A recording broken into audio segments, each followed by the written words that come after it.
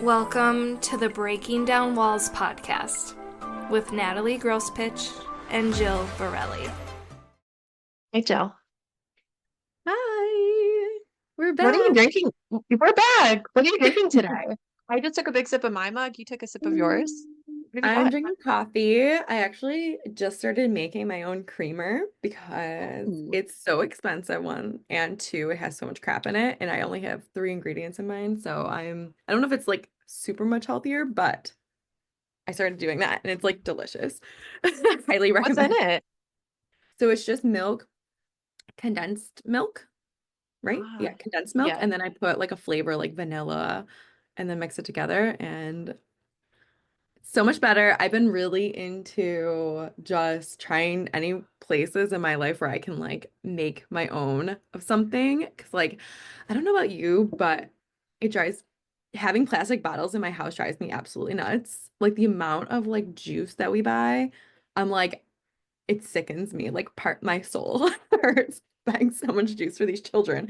And I'm like, I have to cut back somewhere in my life. So sorry, I went on like a little bit of you didn't know that question was going to lead to this tangent. It's amazing. I'm glad that you were able to get that off your chest.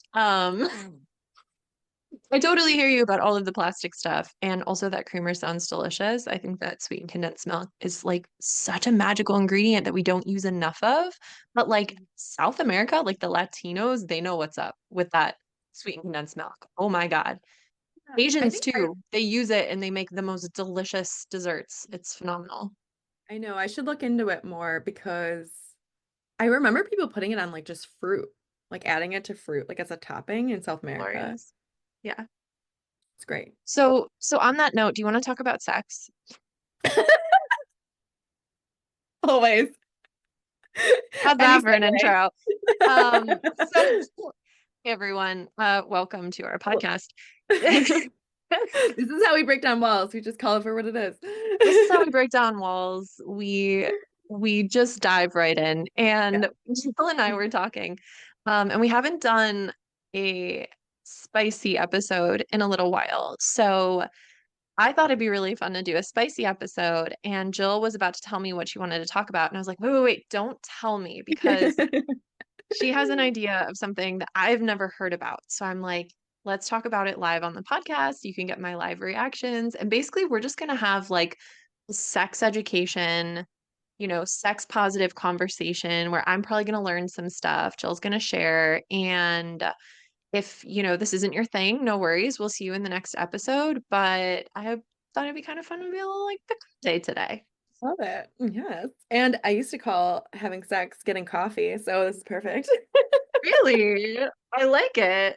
Yeah, it started when I was like in my early 20s, like just dating, and I would tell friends that I was like, oh, I'm going on a coffee date, and then it just spiraled into like, oh, she's getting coffee again. And then I just enjoy that. Oh, getting Amazing. coffee, if it feels better for you to call it that, sure, but I'm gonna call it for what it is because we gotta de-shamify the word sex because we're all here because of it. And you know what? Like it's part of the normal. It should be That is normal. part of the normal. So how do you like your coffee, Jill? Do you like it Mm, sweet? Do you like it? Do you, I like someone else pouring it oh into man. my mouth. Do you like it strong, Jill? See, it's good. It works for everything. It's Hot, beautiful. cold, not really cold. I'm not into temperature play, but maybe I haven't played with that too much. Anyways. Anyways, Anyways, we're gonna talk about the three dimensions of sex. Have you heard of this at all? no, I have not, and I'm very excited to learn things. Okay, I'm excited to teach you because I think when we're like getting into, I want to like spice things up in my relationship. I don't know why sex doesn't work for me. Like sometimes it can feel overwhelming. You're like, I don't even know like what's something we say in Somatica is like we don't even know what's on the menu. Like what is the menu? What are the options? Like it's overwhelming. I see porn, I see like, I hear things, I see movies. My sex life should look like that. And then you're like, well, that doesn't actually arouse me. But I don't know what does. And so I think this is gonna give a little bit of like maybe a little bit of a menu. Maybe it's like actually it's not really a menu per se. It's probably like your like topics. Like is it pizza? Is it is it a sandwich? Is it like pasta? Probably more of that. And then there's stuff like in the middle of that. So we're gonna talk a little bit about it. So there's three dimensions of sex. There's a researcher called Charles Mosher. I have never like looked into any of his stuff, but the stuff what I'm working in references him a little bit in like this study essentially, and he says sex is divided up into three different dimensions, which really boil down to role play. Actually, do you want to guess some of them? Wait, I'm sorry. Role play is the first thing. Yes. Number one, role play. Wow. Well, now that I know the first one is role play, what can the other two be?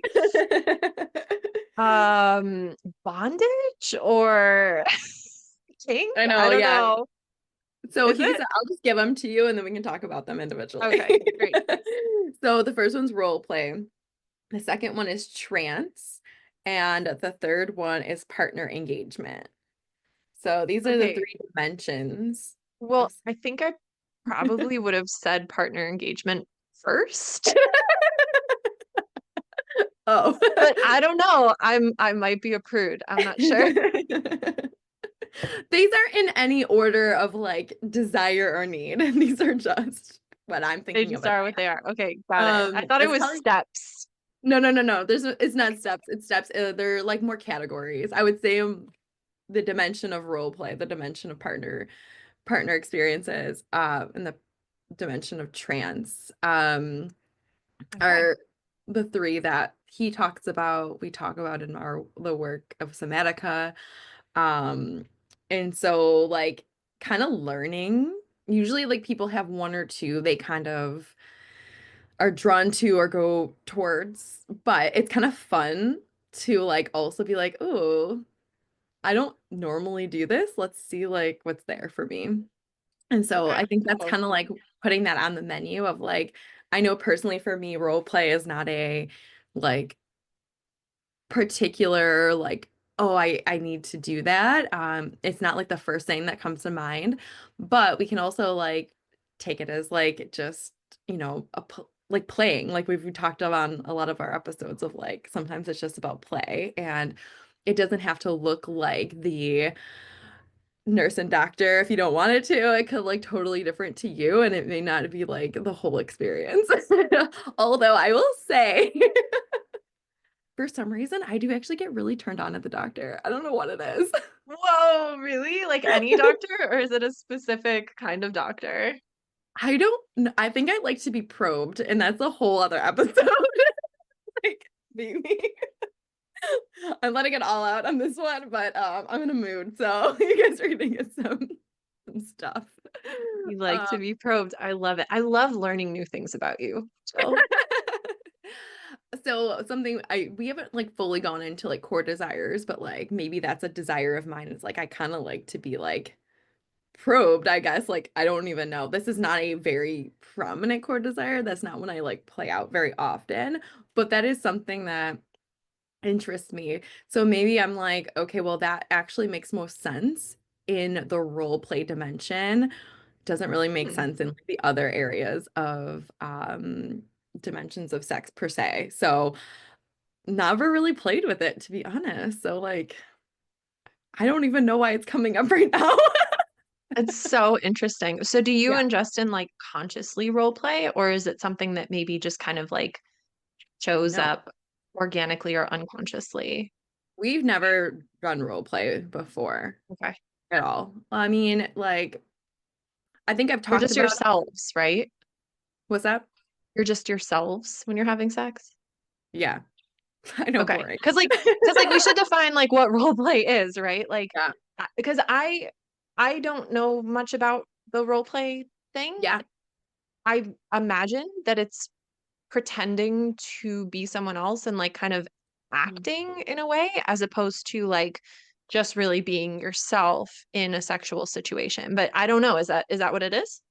I think it's so broad, like in the sense that, okay, role play could be just like you may have done it. I think we talked about it in an episode of like even playing with the masculine, feminine roles. So that could also play Oh. in role play. It doesn't have to look like um, like I said, the doctor nurse, which is a popular or patient nurse patient thing. Like they maybe that's one like we hear about, or pizza guy and mom or something like that. I don't know because that's not something I'm super versed in, to be honest. Like role play is definitely like probably the least interesting to me, even though I just like shared something that like for some reason coming up right now for me. So apparently I need to go play with it, but I've never done anything in that space. It I kind of think makes me feel silly, to be honest.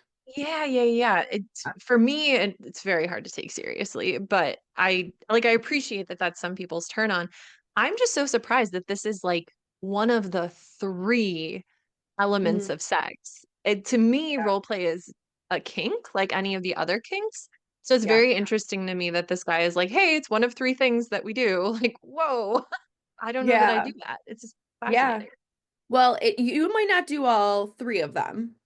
Hmm. So, like, they're saying that there's three of them, and usually you only do one or two. Okay. Yes.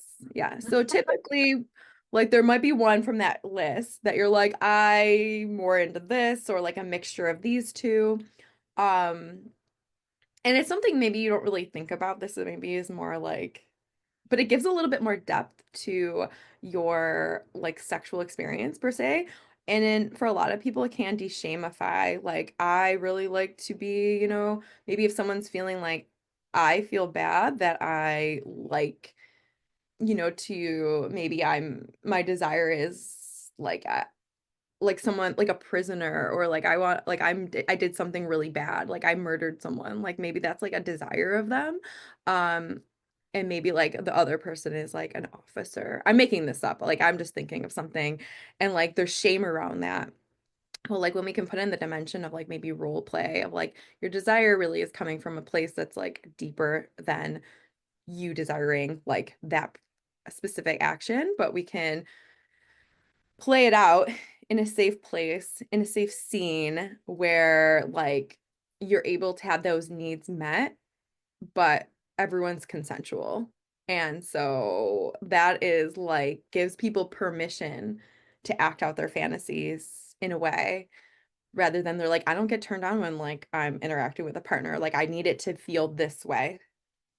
Um, Okay. That resonates like a heck of a lot more. When you say it that way, of like, we're kind of playing out, you know, because again, when I think of role play, I'm picturing like, okay, you're the dog and I'm the dog walker or whatever. But like what you just did, sorry, that was I don't know why that. Anyway, so the, sorry. the funny thing. Sorry. I That's think my that's so fun. original. Yeah, like that's my original when you say role play, that's what originally goes into my mind. But what you just said, more of like actually playing out a scenario where we can kind of go into like the deeper sensations that we want to feel that are also maybe like emotional for us, that I can get on board with. That definitely feels more like familiar to me, and also like, yeah, I see what you mean. I can see how it is more of an umbrella. It's more broad than what I originally think of when I hear of role play. Yeah, I probably had the same mindset as you did because I'm like role play, like I feel like that is very niche. But then the more it's been fleshed out for me too, it's like I am learning, oh man, like sexuality is so vast, but like we don't know anything almost. But there's so much shame on sex, right? Like in a lot of ways. And then there's so much shame on like the desires we have. And I think like when people are able to have conversations about what their desires are, maybe there's less harm that can be done. Um, because people are having like a strong feeling towards something. And acting it out may be really important to their being. And like if they're not able to facilitate an act that feels really good to them in a safe way, in consensual way, then like maybe there is a reason, there's things that happen, the bad things that do happen. Because like I don't think people want to harm other people, but I do think desires like can make us do things that are maybe just out of character. And I'm not saying this to give permission to that, but like more in a case of don't shame people for the things that they like, because there's just more like let's be curious about it, and it may not have to look the way they're picturing it. So that's I Mhm. think role play has really given me a like perspective on like, oh, that's not for me, but like I don't have to be, I can understand that it's coming maybe from a different place. It's coming from a desire, not necessarily the exact visual that I'm maybe picturing or whatever it may be. So, Yeah, it's role play is interesting. Now that we're talking about it, it's like it also sounds like something that could potentially be healing for people if they are with a safe partner and if they do feel like they're in a safe space where they can like express those more repressed parts of themselves. I can imagine that that would be, first of all, really cool for intimacy, but also a potentially really healing experience for some people. I've had experiences like that were super healing for me in a sexual space because I yeah. felt safe and I could kind of like express something that had been repressed and I was being like seen and heard and cared for and like that that can be yeah, that can be a really big deal for people too. Yeah. And empowering, like to have your Right. desire met and to be able to like verbally say, like, I want this to be met with somebody, like, oh, that's like it gives you like yeah, you feel empowered about being able to have those kind of conversations, because it is a vulnerable, it can be vulnerable and intimate, and like it doesn't always have to be this deep thing. It can also just be like, I want to like whatever, like I want to dress in all leather and I want you to be in like lace, and like there's like this like dynamic of something else. Like I don't know, it can just, it doesn't have to be this deep. But it can be. And like typically there is a desire there. It may just be like not as deep of a desire as something else. So um like yeah, and so many layers. That's awesome. Okay, so that's the Yeah. first one. Okay, so that's the first And one. what is the next one? Okay, the next one I have is trance. So trance is more like, yeah, maybe I'll ask you like Oh, what what do you do I think think that that is? Well, I imagine like part of what makes sex so awesome is that you are really, really present. Ideally, like if you're feeling safe and secure and everything, like you're super present in the moment, you're present in your body, you're feeling the sensations, and it's very different from like what you're probably doing with the rest of your day. is? And it's a bit of an I don't want to say it's an escape because hopefully you're not escaping from anything, but it's definitely a very different like state of consciousness, Yeah. as opposed to when you're sitting at your desk working on something. It's like sex really brings us to our most physical selves, and it's also really cool to like get in that same energy with your partner and have that sort of like connection, which can be like its own little symbiotic, synergistic thing. Yeah. So yeah, that's my guess. I would guess that it has something to do with like Mm. the consciousness shift that can happen when you're in like a hyper aroused sexualized state. Yeah. I mean, Like, and that's that nailed it.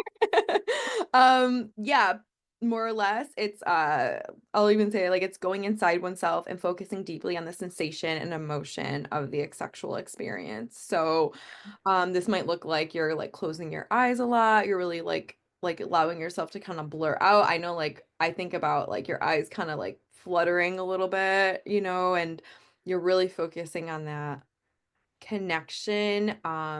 You might go into like this, yeah, like other mindset, another state of mind. I think I tend to do that like if I'm really into somebody, like I feel like in, like you said, safe, you kind of go into this like we're connecting, but I'm also very in my body.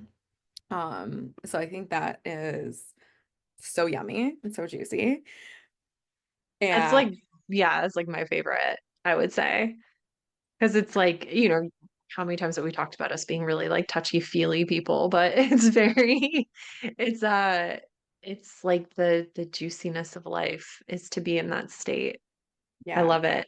Do you have And advice for people to like feel more of that trance? Like if they're not Mhm. getting to that space where they actually feel like they're in kind of an altered state, what are Mhm. some of the things you can do to get into it more?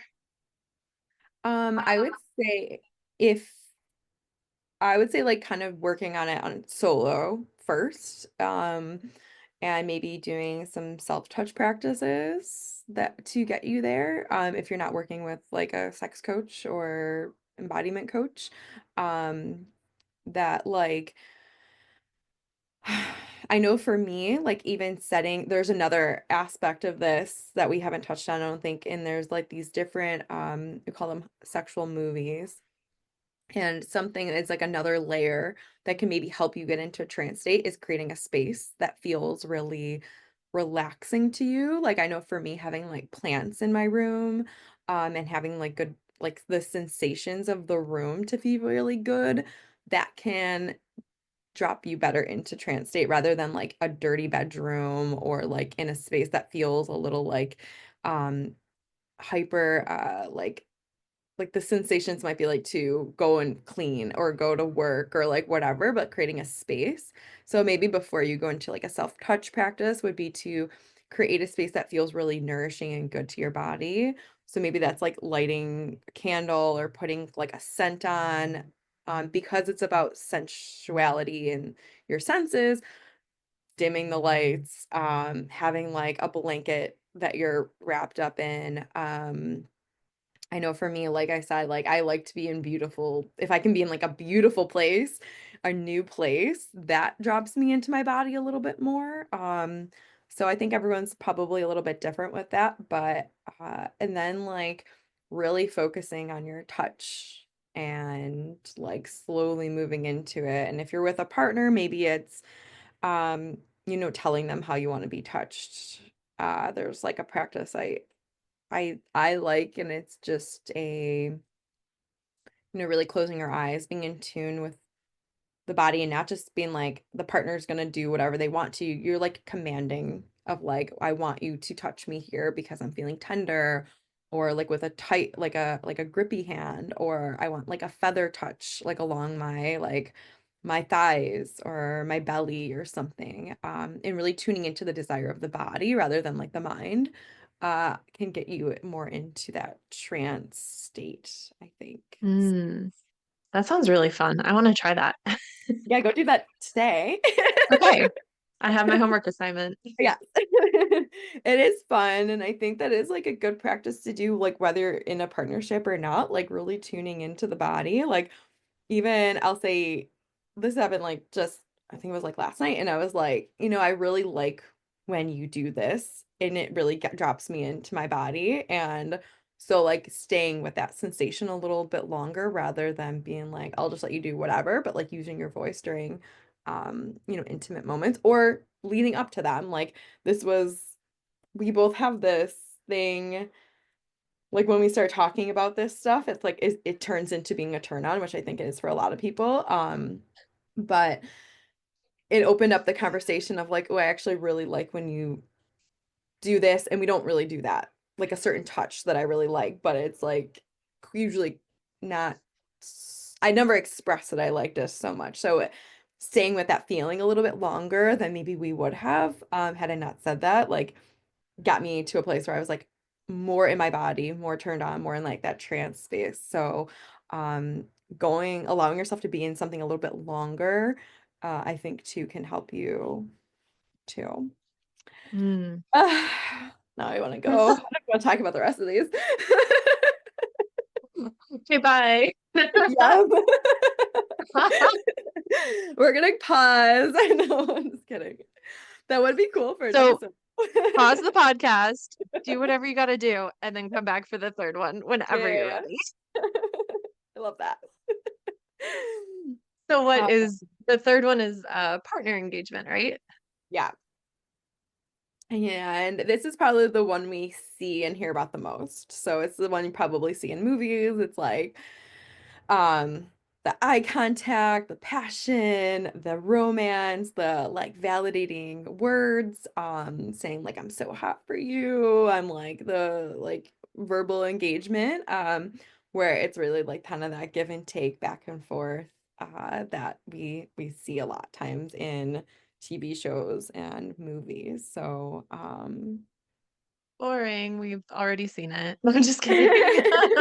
but I think it's important to know that that is just one dimension, and like because people see that, that's what they think it's supposed to look like. So, I mean, I do like kissing. Like kissing is part of that, like engaging in like passionate kissing. Like so you may, but that also could lead into trance, right? So like that's why I think you may have both. Um, and yeah, so like it's a lot more. I don't actually tend to talk a lot during sex. I don't know. Do you like say stuff or like stuff No. being said to you? No, like I'll, communicate if I really like something or if I want more of something or whatever, but no, I'm not. You know what? I did date someone who liked to talk a lot while we were having sex, and it wasn't my favorite. I don't Yeah. know. Tell me whatever you got to say before, we can chit chat after, but like Yeah. in the process, like I don't love it. I don't want to talk. I want to, because you can't get into that trance state if you're talking, in my experience. Like, it's really hard to like fully drop in and be completely present if you're having a conversation. But that's just for me. What do you think?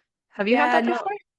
honestly, like as you're talking about that, like I think anytime someone would say something like passionate to me or whatever, it would put me in my head and then I would be like, what do I say back? Like it would definitely take me out of my body. And like the more I'm thinking about it, the more I'm like, I really don't think I like that. I think I'm Yeah. definitely a trans girl. Yeah. I think so Like too. even eye contact, I tend to like close my eyes and like blur my vision out. Like I tend to look at the body more than Mm, like sometimes the face or the lips or whatever, but I don't need that like eye connection. Maybe beforehand. yeah. It's not necessary. Yeah. I feel that too. So when it Um, comes to this aspect of like partner connection, yeah. it was interesting because as you were talking about it, like you were just sort of like, yeah, well, I don't know, we see this all the time in movies. So is Mhm. there anything that you would want to say to someone who thinks that because they've seen it in movies or because they've seen it in porn, like it's supposed to look a certain way, but Mm. maybe for them that's not really the route to go? Like, how would you talk to someone about that? Or like what could you share basically to let them know like it's okay if the way that you like to have sex doesn't look like the way you've seen it in movies, I guess. Oh yeah, for sure. I mean, I think just this episode in general is to like de-shamify that it doesn't have to look that way, right? Like I think that is the point of like learning about sex is that it's like it can look any way you want it to look, and that's okay. Your desires come from a really deeply rooted place, and we don't have a lot of control over like what our desires are because they've been, you know, probably in most cases like formed at like an age that you weren't even like understanding of what was going on. Um, and so I think for a lot of people that in itself like can feel really good. It also can bring up shame of like if you're feeling like shame around your desires, like that is work I do and help people see that like yes, you may have a desire that you feel shameful of, but like we there is a pathway to getting this desire from an empowered place. Like speaking of it from an empowered place, like anything, like talking about anything, like we can shift our mindset around that. There's like a piece of this that's like repetition with agency, which may be a way people like get their desire met, which is like maybe they were try not to like go on like rape and things like that because that's kind of a common not a I mean it is a common thing, right? Like sexual assault is a common thing, but maybe your desire is around I'm trying to think of one that might feel different from that because I feel like we hear that one a lot. We talk about one this isn't something I experienced. This is something I like heard about, where like this guy had this desire that he wanted to be eaten alive. Like that was his like feeling that he wanted to experience. And like so there was shame around that of like wanting to be consumed. Um, and I think I read it in one of the books that we are with. So the reason he had this desire is because when he was a baby or really young, not a baby, I think he was just like adolescent. I think he had like some kind of skin condition that made his skin like either really painful or like had like an odor to it. Um, so now he's like, I want to feel like people want to devour me because they were like ashamed. Actually, this is maybe not repetition with agency. This is something else. Huh. Maybe repetition with agency is more like I want to go into the shame, repeat the feeling of shame almost, or repeat the feeling of like, what is it called? Hmm, like the bad feeling, essentially, but doing it in a safe place. Like, trying to think of a good example. It's hard off the top of your head. I didn't put this into my brain, but I guess, No, it's okay. Well, I think that's part of what's so important about these conversations is like we're bringing up elements of sex and sexuality that aren't normally talked about, yeah, but they're there. And a lot of people have that experience of wanting to feel and either experience for the first time or re-experience sensations that they've had before in the yeah, bedroom. And that's important to talk about because I was thinking too with what you were saying before of like, well, I've seen sex on TV and I've seen it in porn and like so that's how it's supposed to be. And that's just so untrue. And when you said that, I was thinking like, wow, when you think about the sex in movies, that's always just to like further the storyline usually. Like there's it's just happening because they need to get the characters to like get to the next phase of the story. Or like pornography is primarily for the male gaze. So it yeah, doesn't have a lot of the sensuality that like gets women going. And there's just so many elements about that that's missing. So as you were talking, I was like, wow, actually, the sexuality that we're exposed to on a daily basis in the West, in our modern society, was such a tiny fraction of like what sex can be and also what it is. And so even if we're not getting the words exactly right, because there are a lot of nuances to this, I think that this conversation is still really important to help zoom out and kind of like expand awareness of all of the different things that can come forward within a sexual relationship and within a sexual experience. absolutely. Yeah. Um, and as you're saying that, like what I going back to a conversation, this is kind of reigniting that, like, okay, so if we talk about something like sexual assault, right? Like, and some people may want to feel that feeling again, and they're like have shame around wanting to feel that feeling, but it's really desirable. Like, it gets them very aroused. And they're like, I don't want to have this arousal towards something that was bad that happened to me. Um, that's where the repetition with agency comes in. I just want to clarify that. And I'll find out. I can't remember what the other one is. I think it's just repetition, or it's like rewriting the story or something like that. I think was the other one I was talking about. I'll get the right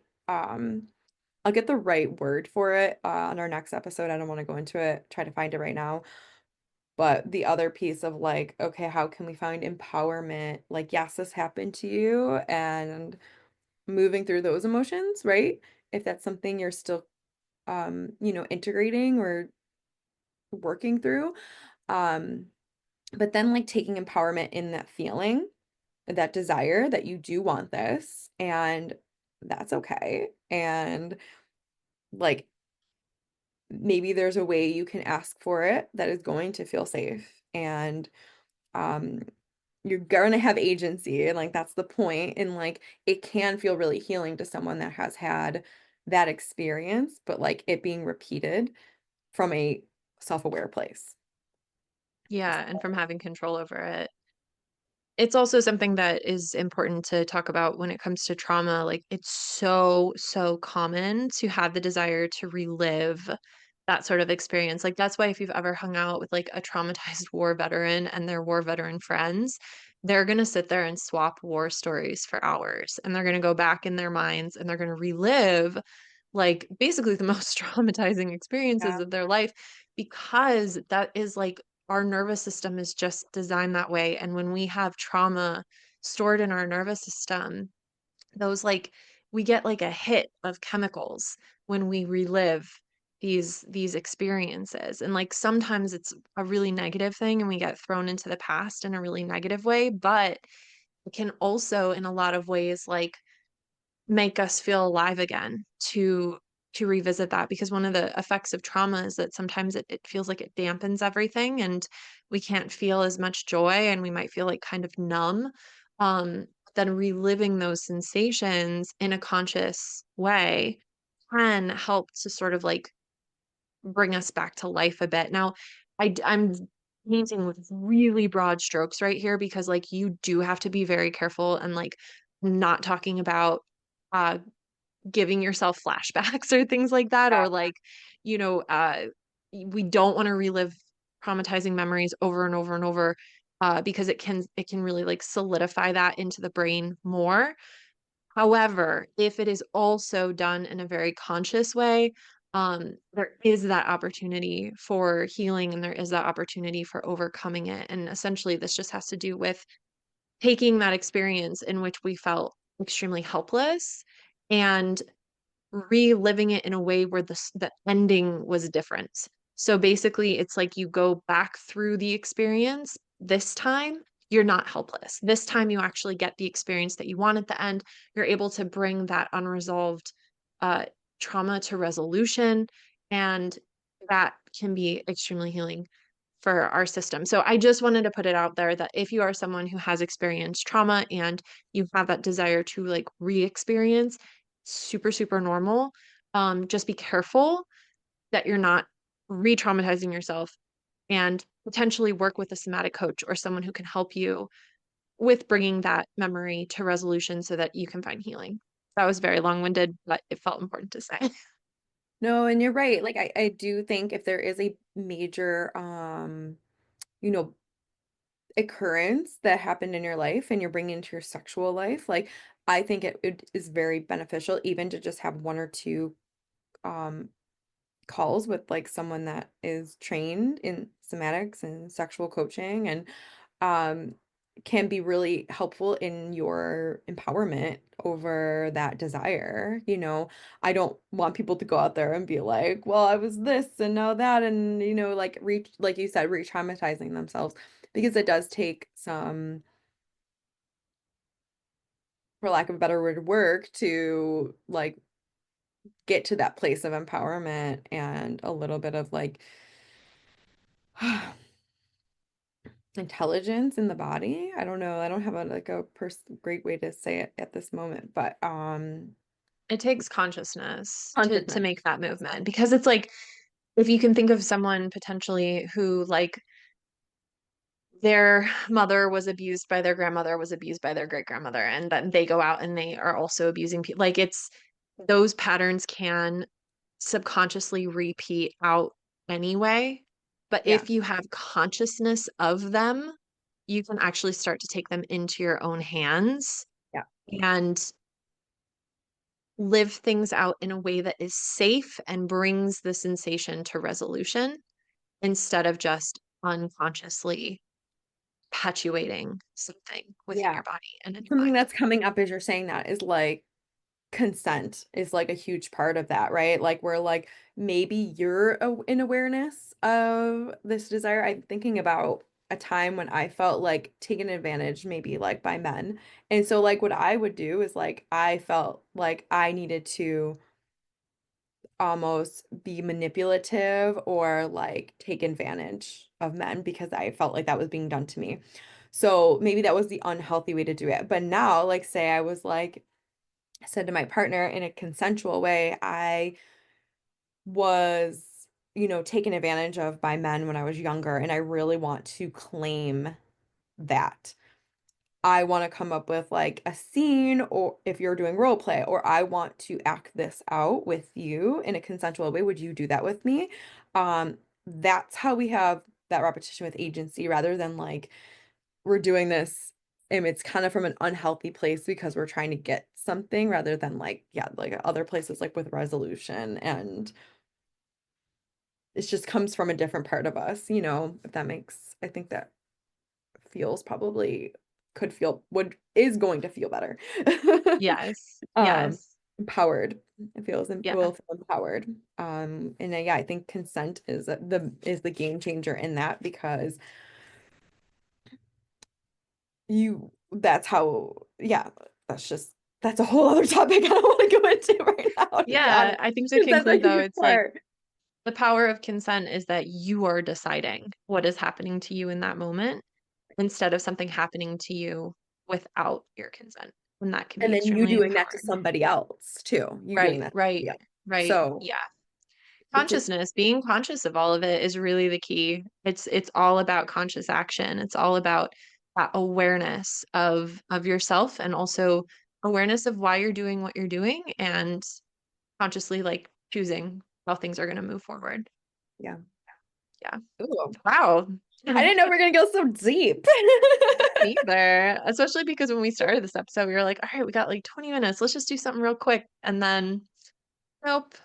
This is like it feels really good to put this out there because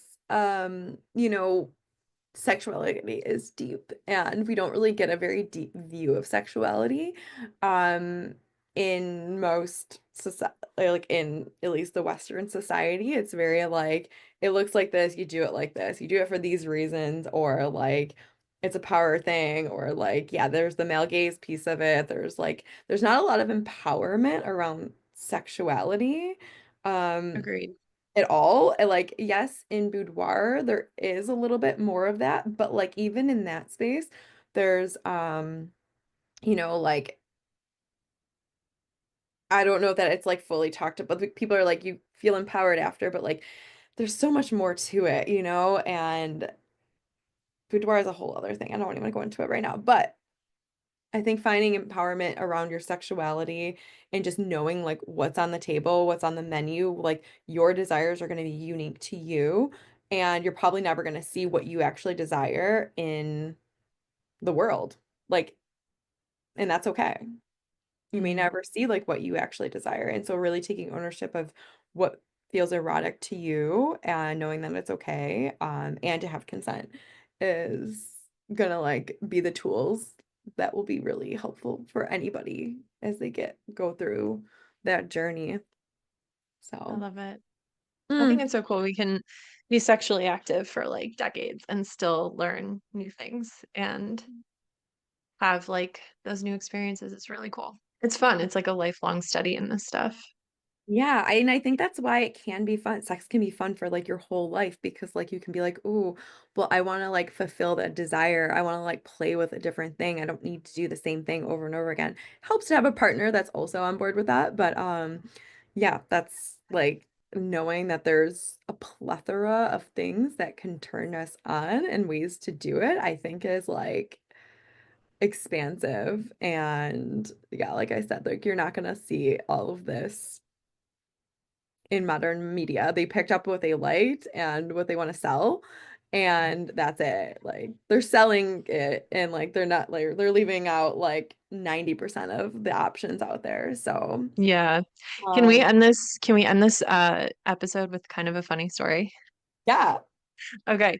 That's not really a funny story. It's just something that makes me so happy. So my husband Sam is German, and his grandfather was actually a really like prominent person in the church. And he and his wife had 12 kids, nine biological kids, three adopted kids. So they had this family of 14 people, and money was really, really tight. And so my husband's grandmother said to her husband, uh, you need to figure this out. Like, you need to figure out how you're going to make more money because we need more money and we need it now. And so Sam's grandfather developed this concept called silver sex. And basically, what he did is he went to his church and he started preaching about how sex is something that isn't just for procreation, and like God wants us to continue being sexual beings like well into our late, well into like the end of our lives. And he got so popular that he ended up going like all over Germany to speak at these churches promoting silver sex. And I just think that that is like the most amazing thing. And especially when you were saying before of like sex is something that we can enjoy and discover and continue throughout our entire lives. Like, yes, absolutely. And I think that that's also something that should be talked about, is like it's something for life and let's just keep enjoying it. Yes. Oh my God, I fucking love that. I need to look him up. And like Fantastic. I think we put so much like cages around sexuality and sex, and like again, we're breaking down the walls of what that looks like because it is important and it's a huge part of, like if we're looking at the wheel of life, like of your work life, your family life, whatever, like sexuality is a part of that. And so like exploring, like how we explore anything in our life, it takes some time and it can be super fun. And hope everyone goes and has a little orgasm today if they want to. Yeah, go have orgasms. I love it. Go play. All right. Well, Jill, thank you so much for teaching me something new. And we'll see you guys on the next episode. Yay. Thanks. Thank you for listening to the Breaking Down Walls podcast. We'll see you in the next one real soon.